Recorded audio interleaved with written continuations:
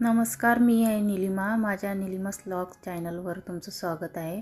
आज बनवणार आहोत आपण होळी स्पेशल पुरणपोळी. त्यासाठी घेतलेली आहे मी हरभऱ्याची डाळ स्वच्छ धुवून त्यात टाकलेली आहे अर्धा चम्मच हळद, थोडंसं तेल आणि हे मस्त प्रॉपर मिक्स केलेले आहे.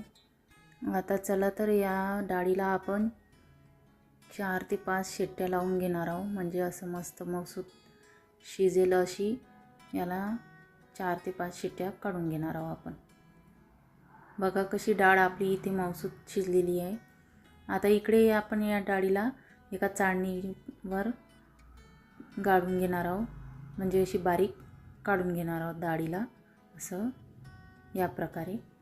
आणि इकडे बघा आपली हे गाळलेली डाळ तयार आहे. बघा कसं मस्त कलर आलेला आहे. आता या डाळीमध्ये मी जेवढी डाळ घेतली तेवढी साखर टाकून घेतलेली आहे. आता इकडे आपण वेलची आणि जायफळ घेतलेलं आहे, ते कुटून घेऊया आणि या पुरणामध्ये टाकून घेऊया आणि मिक्स करून घेणार आहोत. बघा कसं मिक्स करते मी आता जायफळ आणि वेलची. बघा आपलं पुरण रेडी आहे. इथे आता मी कणिक घेतलेली आहे आणि त्याच्यामध्ये थोडंसं हळद टाकून घेतलेली आहे. कणिकमध्ये हळद टाकून घेऊन आता थोडं पाणी मिक्स करून या कणकेचा घट्टसर असा गोळा मळून घेणार आहोत.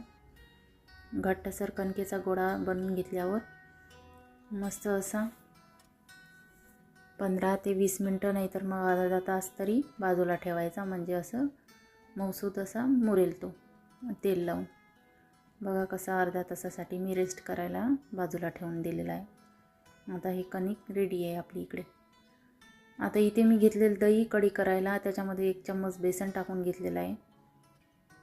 त्याच्यामध्येच आपण थोडीशी हळद घेणार आहोत टाकून चिमूटभर आणि चवीनुसार मीठ घेणार आहोत टाकून. आता हे मस्त असं मिक्स करून घेणार आहोत. सगळं मिक्स केलेलं आहे. आता इथे मी 1 हिरवी मिरची, 3 लसणाच्या कड्या आणि थोडीशी कोथिंबीर घेतलेली आहे आणि याचं वाटण करून घेते मी बारीक असं. बघा कसं वाटण तयार आहे आपलं कढीच्या फोडणीसाठी. आता इकडे मी कढई तापत ठेवलेली आहे गॅसवर, त्याच्यामध्ये टाकलेले तेल. आता त्याच्यात मी हे वाटण तयार केलेलं टाकून घेणार आहोत. हे वाटण टाकून घेतल्यावर मस्त असं परतून घेऊ. बघा हे वाटण टाकून आता याला मस्त असं परतून घेणार आहोत. आणि मस्त हे परतलं की त्याच्यामध्ये थोडीशी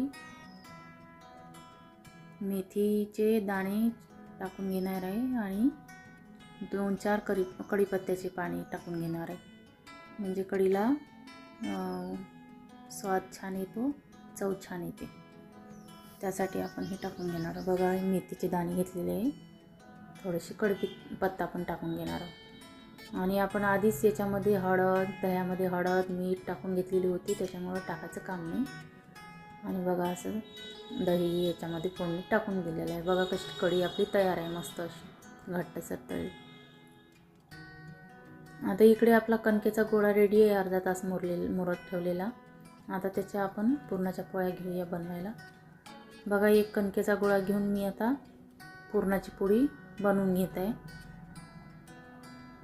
एक कणकेचा गोळा घेतलेला आहे आपल्याला लागेल इतपत आणि थोडंसं पुरण घेतलेलं आहे, त्याचा पुरणाचा पण गोळा बनवून घेतलेला आहे मी.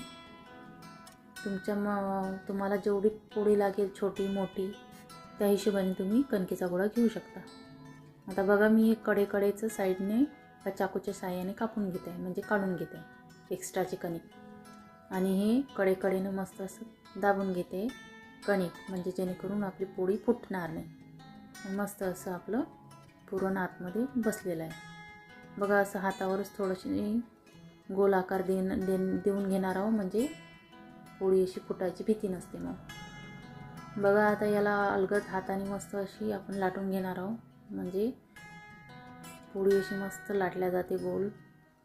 आणि मीडियम साईज आहे, जास्त बारीक नाही जास्त मोठी पण नाही जाड, बरोबर मीडियम साईजची लाटल्या गेलेली आहे पोळी. बघा आपली पुरणाची पोळी तयार आहे मस्त अशी लाटून, ना फुटली ना तुटली ना काहीच.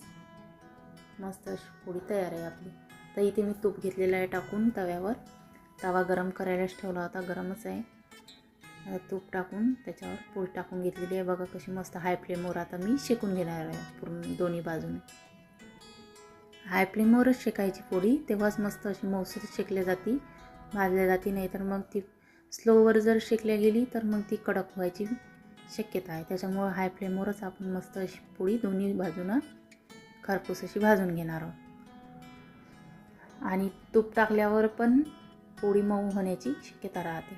तेलही टाकू शकता तुम्ही, तूपही, दोन्हीपैकी काही पण टाकू शकता.